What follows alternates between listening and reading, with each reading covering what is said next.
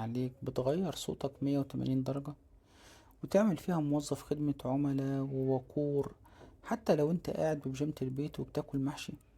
السؤال ده هجاوبك عليه بس في اخر الفيديو، بس ركز معايا دلوقتي عشان انا خايف عليك من عجلة التكنولوجيا اللي مش بترحم. بص يا سيدي، التطبيقات او الابليكيشن دي بقت زي دراعنا التالت. حرفيا حياتنا اتشقلبت بسببها. بتطلب اكل بلمسة، بتركب تاكسي بلمسة، حتى بتتعرف وبتعرف مين بيحبك ومين بيكراش عليك بلمسة.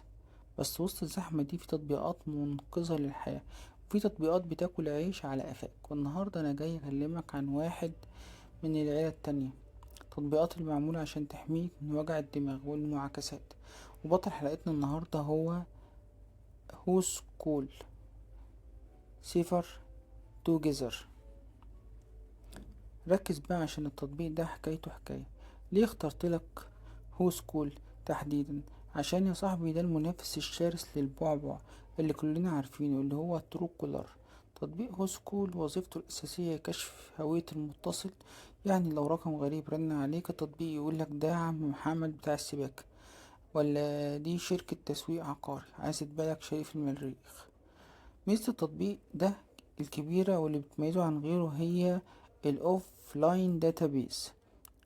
يعني ايه؟ يعني تقدر تحمل قاعدة بيانات الارقام على تليفونك وتعرف مين بيرن عليك حتى لو انت فاصل نت. ودي ميزة عبقرية لو انت في مكان الشبكة فيه تعبانة او باقتك بتشطب. طب نستخدمه ازاي صح عشان نطلع منه باكبر مصلحة؟ اول ما بتنزل التطبيق هيطلب منك اذونات بيرميشن. بص يا صاحبي، هو لازم ياخد اذن الوصول لجهات الاتصال والظهور فوق التطبيقات التانية عشان يشتغل. بس خليك ناصح بقى ومتدلوش اي صلاحيات ملهاش لازمة زي الوصول للكاميرا مثلا. احنا عايزين نعرف مين بيرن، مش عايزين نتصور سيلفي. بعد ما تسطبه ادخل اعدادات وحمل قاعدة البيانات غير المتصل عشان الميزة اللي قلتلك عليها تشتغل. وفي كمان ميزة البلاك او البلوك للارقام المزعجة وتصنيف الرسائل SMS عشان ما يضحكش عليك برسائل مبروك كسبت مليون جنيه. نيجي بقى للكلام اللي يوجع بس لازم تسمعه. هو التطبيق ده كامل الكمال لله وحده يا صاحبي. عيوب هو سكول زي اغلب المستخدمين ما قالوا في تعليقاتهم على البلاي ستور بتتلخص في حاجتين. اول حاجة الاعلانات. التطبيق المجاني مليان اعلانات ممكن تزهقك وانت بتدور على رقم. وتاني حاجة نقاط البيانات بتاعته في مصر والوطن العربي ساعات بتكون مش محدثة بنفس السرعة التروكولر. يعني ممكن رقم جديد يرن عليك وما يطلعش اسمه فورا. طب الناس رأيها ايه؟ اغلب الناس شايفة انه اخف على الجهاز وبيحترم الخصوصية اكثر شوية من غيره. ومستر اوفلاين دي شغالة جدا عندهم. طيب يا ناصح، سألت نفسك المطور اللي عامل التطبيق ده هو تعبان فيه بيكسب منين؟ طالما انت بتنزل التطبيق ببلاش يبقى بص يا حبيبي، مفيش كتكوت بيوحح ببلاش. المطور بيكسب بطرق خفية. اولا الاعلانات اللي بتنط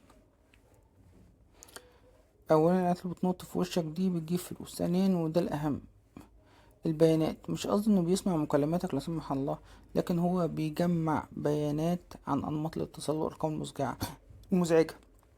مين بيرن على مين. البيانات دي بتتحلل وتتباع لشركات الاعلانات والاحصائيات.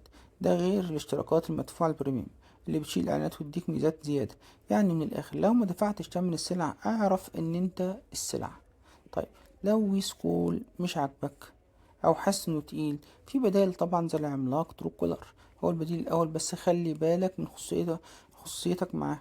وفي كمان تطبيق جوجل فون، وده اللي بقى بيجي على موبايلات كتيرة دلوقتي، وفي خاصية كشف السبام بشكل محترم جدا ومن غير اعلانات مزعجة. نصيحتي ليك كأخ، نزل التطبيق اللي يريحك بس ما تعتمدش عليه اعتماد كلي، وشغل مخك قبل ما ترد. نرجع بقى للسؤال اول الفيديو، ليه بنغير صوتنا وبنعمل فيها شخصيات مهمة لما رقم غريب يرن؟ الإجابة ببساطة يا صديقي عشان احنا شعب طيب وجواه رهبة خفية ان اللي بيرن ده ممكن يكون مسؤول حكومي او حد عايز فلوس. فبناخد على الاستعداد الدفاعي لا اراديا عشان لو طلع مأزق نعرف نخلع بشياكة. لو عجبك الفيديو يا صاحبي متنساش اللايك والمتين واشترك في القناة عشان يوصلك كل جديد ومفيد. سلام.